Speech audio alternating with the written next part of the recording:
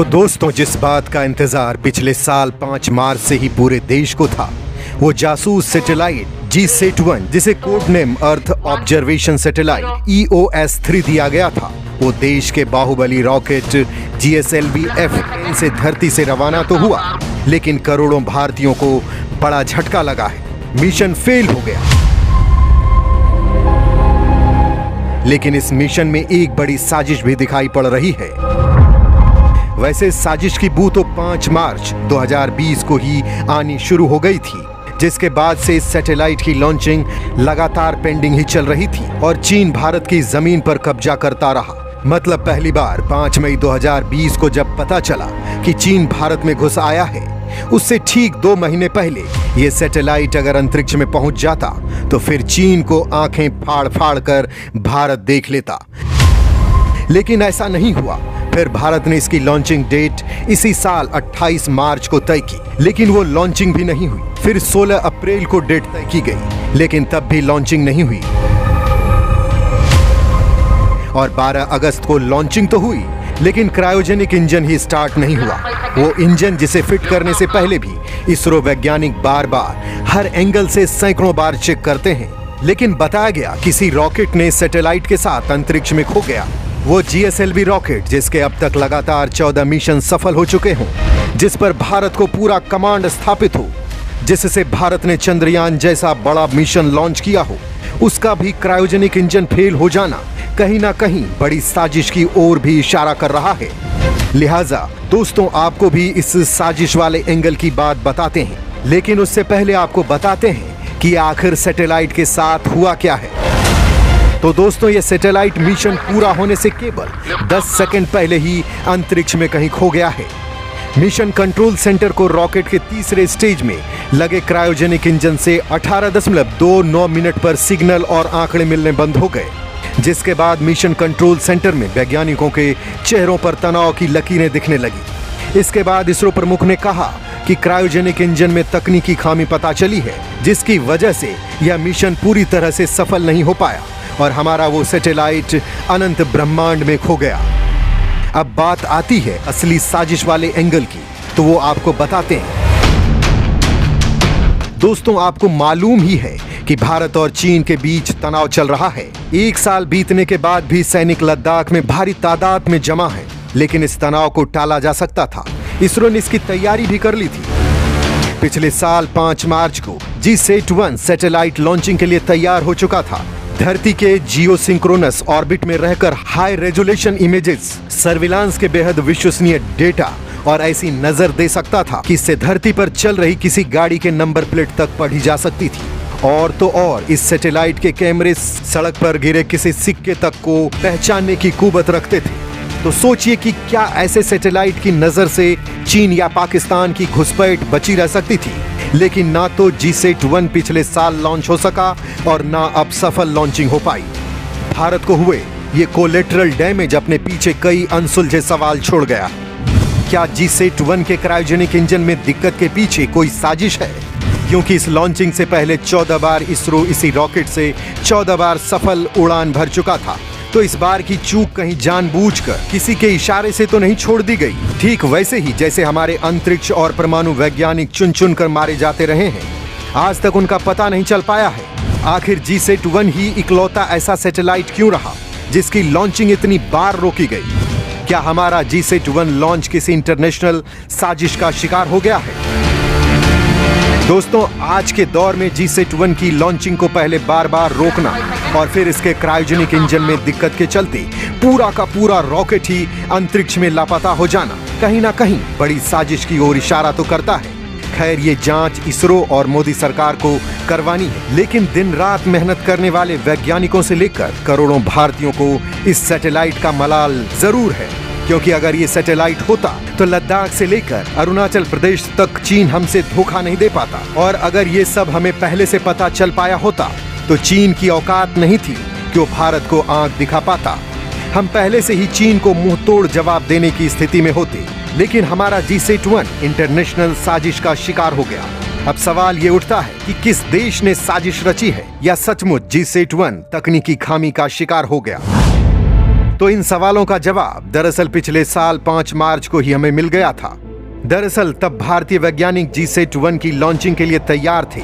Launch का countdown शुरू होने से पहले ही इसे रोक दिया गया और रोकने के कारण पहले बताया गया कि सैटेलाइट की बैटरी में प्रॉब्लम है, फिर बताया गया कि ऑक्सीजन की दिक्कत है, बाद में नई डेट्स को लेकर कभी बताया गया लॉन्च स्टाफ को कोरोना हो गया है, तो कई और एक्सक्यूजेस सामने आते गए। लेकिन पिछले साल मलयालम पत्रिका काला कौमुदी ने एक रिपोर्ट में अमेरिकी साजिश का खुलासा किया था। 15 मार्च 2020 को काला कौमुदी ने कि आखिरी वक्त में सैटेलाइट लॉन्चिंग अमेरिका के दबाव में रोकी गई। मतलब इस सैटेलाइट से सबसे ज्यादा पेट में दर्द तथाकथित दोस्त अमेरिका को ही हो रहा था। ये वही अमेरिका था जिसने रॉकेट के क्रायोजेनिक तकनीक को लेकर कभी रूस को मना करवा दिया था। 90 के दशक में भी जो बाइडेन ने भारत के स्पेस प्रोग्राम में अड़ंगा लगाया था, उस वक्त बाइडेन के कारण ही भारत को रूस से क्रायोजेनिक तकनीक नहीं मिल सकी थी। और इस बार GSAT-1 की तगड़ी खूबियों के कारण अमेरिका को डर था कि अगर ये लॉन्च हो गया तो अंतरिक्ष क्षेत्र में दुनिया में कायम उसका दबदबा घट जाता, क्योंकि GSAT-1 अपने ताकतवर कैमरे से अमेरिका के घरों घरों में भी झांक सकता था, वो भी लगातार। यानी चीन ही नहीं, अमेरिका भी इस सैटेलाइट से बुरी तरह डरा हुआ था और साजिशों का पिटारा तो वहां से अक्सर खुलता ही रहा है।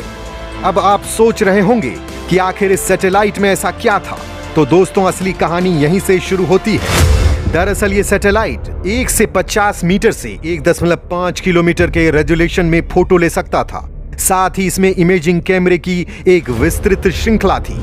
दूसरा, ये इंफ्रारेड और थर्मल इमेजिंग करने में सक्षम था। इन कैमरे में हबल टेलीस्कोप जैसा 7 mm का एक टेलीस्कोप लगा था। इसमें 42 मीटर रेजोल्यूशन का multi spectral visible and near infrared, 318 metre resolution का hyper spectral visible and near infrared और 191 मीटर रेजोल्यूशन का hyper spectral short wave infrared camera लगे थे। ये दुनिया का सबसे एडवांस स्पाइस सैटेलाइट्स में से एक था। दोस्तों, इसरो ने अभी तक जियो ऑर्बिट यानी धरती से 36,000 किलोमीटर दूर की स्थैतिक कक्षा में किसी रिमोट सेंसिंग यानी अर्थ ऑब्जर्वेशन सैटेलाइट को नहीं तैनात किया था। यह पहली बार होता जब EOS-3 इतनी दूर पर भारत की तरफ से अपनी नजर गड़ाकर निगरानी करता। आप यूं भी कह सकते हैं कि भारत अपनी सुरक्षा के लिए अंतरिक्ष में CCTV लगा रहा था। यह सैटेलाइट पूरे दिन भारत की तस्वीरें लेता रहता। हर आधे घंटे में यह पूरे देश की तस्वीर लेता रहता, जिसे जरूरत के हिसाब से इसरो के वैज्ञानिक या देश के अन्य मंत्रालय या विभाग प्रयोग कर सकते थे। इसरो ने पहली बार 4 मीटर व्यास वाले ओजाइब आकार के सैटेलाइट को GSLV की नाक में रखा गया था। यानी EOS-3 सैटेलाइट OPLF कैटेगरी में आता है। इसका मतलब ये है कि सैटेलाइट 4 मीटर व्यास के मेहराब जैसे दिखाई देता है। ठीक से कहें तो अब तक इस तरह का लंबा सैटेलाइट भारत की तरफ से अंतरिक्ष में स्थापित नहीं किया गया था, जिसकी आंखों से भारत की सीमा पर किसी तरह की गतिविधि बसती नहीं। ऐसे सैटेलाइट्स को आमतौर पर धरती की निचली कक्षा यानी करीब 600 किलोमीटर वाले ऑर्बिट में स्थापित किया जाता है, जो देश किसी हिस्से से गुजरने के बाद एक निश्चित टाइम के बाद ही दोबारा फिर वहां पहुंचते हैं। लेकिन GISAT-1 देश का पहला भू अवलोकन उपग्रह था, जिसे धरती की 36,000 किलोमीटर वाली भू-स्थितिक कक्षा में स्थापित किया जाना था। मतलब इस ऑर्बिट में पहुंचने पर GISAT-1 पूरे उपमहाद्वीप पर हमेशा नजर रख सकता था। यानी इससे रियल टाइम पिक्चर मिल सकती थी। दिन में 4 से 5 बार एक ही जगह की तस्वीरें ली जा सकती थी। किसी लोकेशन की लगातार और लंबे वक्त के लिए ट्रैकिंग की जा सकती थी। सेना इसके जरिए दुश्मन की हर हलचल की सटीक जानकारी हासिल कर सकती थी और जरूरत पड़ने पर सर्जिकल या एयर स्ट्राइक को अंजाम दे सकती थी। ये सैटेलाइट मौसम की भविष्यवाणी और प्राकृतिक आपदाओं में काफी मददगार साबित होता। इस सैटेलाइट से रेलवे स्टेशन, एयरपोर्ट और दूसरी जरूरी स्थानों पर भी नजर रखी जा सकती थी। यानी सैटेलाइट की मदद से भारतीय उपमहाद्वीप पर 24 घंटे नजर रखी जा सकती थी। इसके ऑपरेशनल होने के बाद भारतीय सीमाओं की चौकसी में भी मदद मिलती। इस सैटेलाइट की मदद से भारत चीन और पाकिस्तान के साथ लगती अपनी सीमा पर निगरानी रख सकता था।